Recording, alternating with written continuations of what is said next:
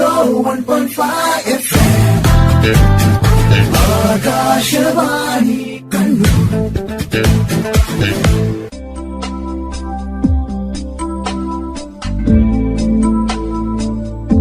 ആരോഗ്യദീപ്തി.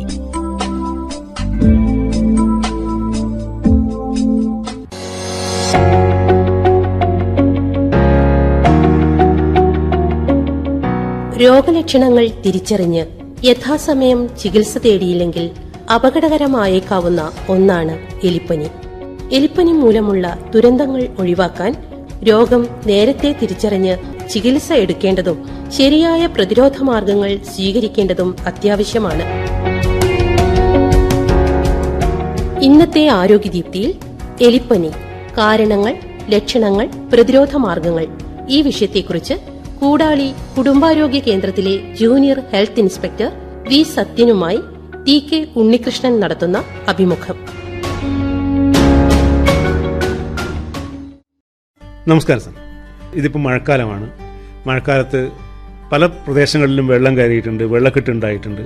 അതേ സമയത്ത് തന്നെ ഇതിൻ്റെ ഒരു പ്രശ്നം എന്നുള്ള നിലയിൽ ജനങ്ങൾക്ക് പലതരത്തിലുള്ള പകർച്ചവ്യാധികൾ, കൂടുതലായിട്ട് പനി, ഇതൊക്കെ കാണുന്നുണ്ട്. അപ്പോൾ ഇങ്ങനെയുള്ള പ്രദേശങ്ങളിൽ, വെള്ളക്കെട്ടുള്ള പ്രദേശങ്ങളിൽ വരാൻ സാധ്യതയുള്ള അസുഖങ്ങൾ എന്തൊക്കെയാണ്? ഒരു ജന്തുജന്യ രോഗമായ എലിപ്പനിയാണ് പ്രധാന പ്രശ്നം. കൂടാതെ വെള്ളത്തിലൂടെയും ഭക്ഷണത്തിലൂടെയും പകരുന്ന മഞ്ഞപ്പിത്തം, ടൈഫോയിഡ്, വയറിളക്കങ്ങളൊക്കെ പ്രശ്നങ്ങൾ തന്നെയാണ്. എലിപ്പനി എനിക്ക് തോന്നുന്നു ഈ അടുത്ത കാലത്ത് കുറച്ച് കൂടുതലായിട്ട് കാണുന്നുണ്ട്. പലപ്പോഴും മരണങ്ങൾ പോലും എലിപ്പനി മൂലം വന്നിട്ടുണ്ടായിരുന്നു. അപ്പോൾ ഈ എലിപ്പനി ലെപ്റ്റോസ്പിറോസിസ് എന്ന് പറയുന്നത്, അത് വേറെ ഏതെങ്കിലും പേരിൽ അറിയപ്പെടുന്നുണ്ടോ? ഈ പേരല്ലാണ്ട് എലിപ്പനി വീൽസ് ഡിസീസ്, കാനിക്കോള ഡിസീസ്, കരിമ്പ് വെട്ട് തൊഴിലാളികളിലെ പനി, കർഷക തൊഴിലാളികളിലെ പനി എന്നീ പേരുകളിലൊക്കെ അറിയപ്പെടുന്നുണ്ട്. ഇതിന് ഈ ബാക്ടീരിയയുടെ പേരാണോ ഇതിന് പേര്? അതെ അതെ, ലെപ്റ്റോസ്പൈറ എന്ന ബാക്ടീരിയയാണ് എലിപ്പനി പരത്തുന്നത്. ഇത് എങ്ങനെയാണ് ഒരാളിൽ നിന്ന് മറ്റൊരാളിലേക്ക് പകരുന്നത്? ഒരാളിൽ നിന്ന് മറ്റൊരാളിലേക്ക് പകരുന്നത് അപൂർവമാണ്. മനുഷ്യരിൽ നിന്ന് മനുഷ്യരിലേക്ക് പകരുന്നത് അപൂർവമാണ്. അത് ശരിയാണ്. അപ്പോൾ മനുഷ്യ ശരീരത്തിൽ എവിടെയെങ്കിലും മുറിവോ മറ്റു വ്രണങ്ങളോ ഉണ്ടെങ്കിൽ ആ മുറിവിലൂടെയാണ് ലെപ്റ്റോസ്പൈറ ബാക്ടീരിയ ഒരാളിൽ നിന്ന് മറ്റൊരാളിലേക്ക് പകരുന്നത്. അതായത് ഇതിന്റെ രോഗാണു വഹിക്കുന്നത് ഏതെങ്കിലും ജന്തുക്കളാണോ? നമ്മൾ ഈ പേര് പറയുന്നത് പോലെ എലി പോലെയുള്ള ഓക്കെ കാർന്ന് നിന്ന് തിന്നുന്ന ജീവികളായ എലി, അണ്ണാൻ, മരപ്പട്ടി, അതുപോലെ വളർത്തുമൃഗങ്ങളായ പശു, എരുമ, ആട്, പൂച്ച, പട്ടി എന്നിവയുടെയൊക്കെ മൂത്രത്തിലാണ് രോഗാണുക്കൾ ഉണ്ടാവുക. അത് ശരിയാണ്. ആ മൂത്രം കലർന്ന വെള്ളം കുടിക്കാനിടയാകുകയോ അല്ലെങ്കിൽ മണ്ണിൽ കലർന്നാൽ ആ മണ്ണിൽ മുറിവുള്ള കാല് വെച്ച സമയത്ത് അതിലൂടെയാണ് രോഗാണുക്കൾ പകരുന്നത്, ഉള്ളിലേക്ക് വരുന്നത്. അപ്പൊ അതുകൊണ്ടായിരിക്കും ഈ ഇങ്ങനെയുള്ള കർഷക തൊഴിലാളികളും അതുപോലെ കരിമ്പുവെട്ട് തൊഴിലാളികൾ എപ്പോഴും ഈ വെള്ളത്തിലായിരിക്കുമല്ലോ ജോലി ചെയ്യുന്നത്. അങ്ങനെയുള്ളവർക്ക് ഇതായിരിക്കാം കൂടുതൽ അവർക്കാണ് വരുന്നത്. ഓടകളിൽ പണിയെടുക്കുന്നവര്, അതുപോലെ തൊഴിലുറപ്പുകാർ, അവർക്കാണ് കൂടുതൽ വരുന്നത്. അത് ഈ മുറിവിലൂടെ വരും. അതുപോലെ പിന്നെ ഡേർട്ടി വാട്ടറിൽ മുഖം കഴുകുന്നതിലൂടെ വരും. അങ്ങനെയൊക്കെ വരാം. അതുപോലെ ചെറിയ കുട്ടികൾ വെള്ളത്തിൽ തുള്ളിച്ചാടി കളിക്കുമ്പോൾ കുട്ടികളെ കൈകാലുകളിൽ മുറിവുണ്ടെങ്കിൽ അതിലൂടെയും വരാം. കണ്ണ്, മൂക്ക് തുടങ്ങിയ ശ്ലേഷ്മസ്തരത്തിലൂടെയും രോഗമാണ്. നമ്മളിപ്പോ അങ്ങനെയുള്ള വെള്ളം എടുത്ത് മുഖം കഴുകുമ്പോൾ അങ്ങനെ കഴുകാൻ പാടില്ല. അതുപോലെ ഇപ്പം തുറന്നു വെച്ച ഭക്ഷണ സാധനങ്ങളിൽ എലി മൂത്രം ഒഴിച്ച്, അതെ നമ്മൾ ഭക്ഷണ സാധനങ്ങളാക്കിയിട്ട് അടക്കാതെ വെച്ച് കഴിഞ്ഞാൽ എലിമൂത്രം അതിൽ തട്ടുകയും പിന്നെ അത് കഴിക്കുന്നവർക്ക് എലിപ്പനി വരാൻ സാധ്യതയുണ്ട്. ഇപ്പൊ രോഗാണു ശരീരത്തിലേക്ക് പ്രവേശിച്ചു എന്ന് വിചാരിച്ചാൽ അത് എത്ര ദിവസം എടുക്കും നമുക്ക് അതിന്റെ ഒരു ലക്ഷണങ്ങൾ? ഏകദേശം 10 ദിവസമാണ് പറയുന്നെങ്കിലും ഏകദേശം 4 മുതൽ 12 ദിവസങ്ങൾ കൊണ്ട് തന്നെ എലിപ്പനിന്റെ ലക്ഷണങ്ങൾ കാണിക്കും. ഇത് പുറത്തേക്ക് വരും. സാധാരണ ആദ്യം കാണുന്ന ലക്ഷണങ്ങൾ എന്തൊക്കെയായിരിക്കും? ഏകദേശം 2 ഘട്ടങ്ങളിലായിട്ടാണ് ലക്ഷണങ്ങൾ പ്രത്യക്ഷപ്പെടുന്നത്.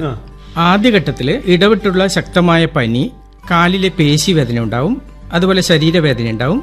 തലയുടെ പിൻഭാഗത്തുനിന്ന് തുടങ്ങിയിട്ട് നെറ്റിയിലേക്ക് വ്യാപിക്കുന്ന തരത്തിലുള്ള തലവേദനയായിരിക്കും. കൂടാതെ കണ്ണിന് ചുവപ്പ് നിറമുണ്ടാവും. വെളിച്ചത്തിലേക്ക് നോക്കാൻ പ്രയാസം ഉണ്ടാവും. അതുപോലെ ഛർദി, വയറിളക്കം, ചെറിയ ഇടവേളയ്ക്ക് ശേഷം ക്ഷീണം കുറയുമെങ്കിലും 2ാം ഘട്ടത്തിൽ കരളിനെ ബാധിച്ച് മഞ്ഞപ്പിത്തത്തിന്റെ ലക്ഷണങ്ങൾ കാണിക്കാൻ തുടങ്ങും. വൃക്കയെ ബാധിക്കുകയാണെങ്കിൽ മൂത്രത്തിന്റെ അളവ് കുറയാൻ സാധ്യതയുണ്ട്.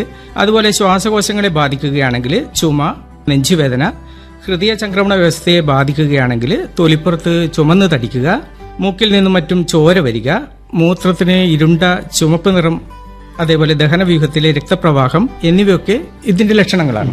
എന്ന് പറഞ്ഞാൽ ചിലപ്പം ഇത് കരളിനെ ബാധിക്കാനും സാധ്യതയുണ്ട്, അതുപോലെ വൃക്കയെ ബാധിക്കാനും സാധ്യതയുണ്ട് അല്ലെ. ഇപ്പൊ പനി വരുമ്പോൾ നമ്മൾ സാധാരണ ചെയ്യുന്നത് പോലെ പനീന്റെ ഗുളിക ചിലപ്പോൾ വാങ്ങിക്കഴിക്കും അല്ലെ. അന്ന് ഈ സമയത്ത് ഈ രോഗം കുറയാൻ സാധ്യത അല്ലെ. നമ്മൾ ലക്ഷണങ്ങൾ പനി മാറി എന്ന് വിചാരിക്കും, പക്ഷെ വീണ്ടും ഇത് കൂടുതൽ ശക്തിയോടുകൂടി തിരിച്ചു വരും. അപ്പോഴാണ് ഈ സർ പറഞ്ഞതുപോലെയുള്ള ലക്ഷണങ്ങൾ കൂടുതലായിട്ട് കണ്ടുവരുന്നത് അല്ലെ.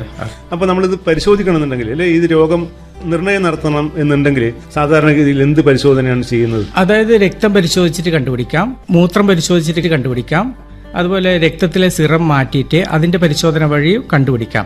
പിന്നെ ഇത് സ്ഥിരീകരിക്കാൻ വേണ്ടിയിട്ട് എലിസ ടെസ്റ്റ് നടത്തണം. അത് ഈ പബ്ലിക് ഹെൽത്ത് ലാബിലൊക്കെ അതിന്റെ സജ്ജീകരണം ഉണ്ട്. കണ്ണൂര് റീജിയണൽ പബ്ലിക് ഹെൽത്ത് ലാബിലൊക്കെ ഇട്ട് മെഡിക്കൽ കോളേജ് സൗജന്യമായിട്ട് അവിടെ ചെയ്യാൻ പറ്റും. ഇത് നമ്മൾ മനസ്സിലാക്കി കഴിഞ്ഞാൽ എങ്ങനെയാണ് ഇതിന്റെ ചികിത്സ തുടങ്ങുന്നത്? അതിന്റെ വിധി അതായത് പിന്നെ ഇതിന് മറ്റുള്ള അസുഖത്തെ പോലെയല്ല, നല്ല മെഡിസിൻ ഉണ്ട്. ഡോക്സിസൈക്ലിന്, പെൻസിലിൻ ഇതേപോലത്തെ ആന്റിബയോട്ടിക് മരുന്നുകൾ കഴിച്ചാൽ, കാരണം ഇത് ബാക്ടീരിയ ചെയ്യുന്നുണ്ട്, മരുന്നുണ്ട്. പക്ഷെ തിരിച്ചറിയണം, മുൻകൂട്ടി അറിയാൻ പറ്റണം. അതായത് ഇത് തെറ്റിദ്ധരിച്ചിട്ട് കരളിനെ ബാധിച്ച് മഞ്ഞപ്പിത്താണെന്ന് തെറ്റിദ്ധരിച്ചുകൊണ്ട് ഇവര് ചിലപ്പോ മഞ്ഞപ്പിത്തത്തിന്റെ ചികിത്സ അതിന് വലിക്കില്ല, അത് മരണത്തിന് പോലും കാരണമാകും. ശരി, അതുകൊണ്ടാണ് മരണം ഉണ്ടാവുന്നത്. ഇതിന് കാലാവസ്ഥയായിട്ട് ബന്ധമുണ്ടോ? യെസ്. സാധാരണ മഴക്കാലത്താണ് ഇത് കൂടുതലായി കണ്ടുവരുന്നത്. കൂടാതെ വെള്ളക്കെട്ടുള്ള പ്രദേശങ്ങളിൽ ഏത് സമയത്തും ഇത് കാണാൻ സാധിക്കും. ഈ മഴയോടനുബന്ധിച്ച് പിന്നെ എലിമാളങ്ങളിലൊക്കെ വെള്ളം കയറിയിട്ട് ആ വെള്ളം ഒലിച്ചേർന്ന് കെട്ടിക്കിടക്കുന്ന വെള്ളത്തിലാണ് ഇത് കൂടുതലായിട്ട് അണുക്കൾ കൂടുതലായിട്ട് ലെപ്റ്റോസ്പൈറ ബാക്ടീരിയ അതിലാണ് കൂടുതൽ ഉണ്ടാവുക. നമ്മൾ ആ വെള്ളവുമായി സ്പർശനം ഉണ്ടാകുമ്പോൾ നമുക്ക് അതിലേക്ക്, അതായത് കാലിന് മുറിവൊക്കെ ഉണ്ടെങ്കിൽ തീർച്ചയായിട്ടും പകരും. അപ്പോൾ നമ്മൾ പറഞ്ഞല്ലോ, ഇത്തരം തൊഴിലാളികൾ, ഈ വെള്ളക്കെട്ടുമായി ബന്ധപ്പെട്ട് വരുന്ന തൊഴിലാളികൾക്കാണ് ഈ അസുഖം കൂടുതലായിട്ട് വരുന്നത്. അപ്പോൾ അവർക്ക് ഇത് വരാതിരിക്കാൻ വേണ്ടി ഇത് ജോലി ചെയ്യുന്നതിന് മുമ്പ് നിങ്ങൾ പ്രതിരോധ മരുന്ന് കഴിക്കാൻ പറ്റുമോ? തീർച്ചയായിട്ടും ഉണ്ട്. അതായത് ഡോക്സിസൈക്ലിൻ എന്ന് പറയുന്ന 100 മില്ലിഗ്രാമിന്റെ ഗുളികയുണ്ട്. അത് 200 മില്ലിഗ്രാമാണ് എറ്റ് എ ടൈം കഴിക്കേണ്ടത്. ആഴ്ചയിൽ ഒരു ദിവസം കഴിക്കുക, പിന്നെ അടുത്ത ആഴ്ച കഴിച്ചാൽ മതി 200 മില്ലിഗ്രാം. അങ്ങനെ തുടർച്ചയായിട്ട് 6 മുതൽ 8 ആഴ്ച വരെ കഴിച്ചാൽ യാതൊരു കുഴപ്പമില്ല. താൽക്കാലിക പ്രതിരോധ ശക്തി ആർജിക്കാൻ വേണ്ടി പറ്റും. ഇതൊരു ഡോക്ടറുടെ നിർദ്ദേശപ്രകാരം അല്ലെങ്കിൽ ഡോക്ടറുടെ നിർദ്ദേശപ്രകാരം ആരോഗ്യ പ്രവർത്തകരുടെ നിർദ്ദേശാനുസരണം ചെയ്യാൻ പറ്റുന്നതാണ്. ഇത് സൗജന്യമായിട്ട് കിട്ടുന്ന, ഇത് സൗജന്യമായിട്ട് എല്ലാ PHSകളിലും ലഭ്യമാണ്. എലിപ്പനി, കാരണങ്ങൾ, ലക്ഷണങ്ങൾ, പ്രതിരോധ മാർഗങ്ങൾ ഈ വിഷയത്തെക്കുറിച്ച് കൂടാളി കുടുംബാരോഗ്യ കേന്ദ്രത്തിലെ ജൂനിയർ ഹെൽത്ത് ഇൻസ്പെക്ടർ വി സത്യനുമായി TK ഉണ്ണികൃഷ്ണൻ നടത്തിയ അഭിമുഖമാണ് ഇതുവരെ കേട്ടത്. തുടർന്നുള്ള ഭാഗം നാളെ ആരോഗ്യദീപ്തിയിൽ കേൾക്കാം.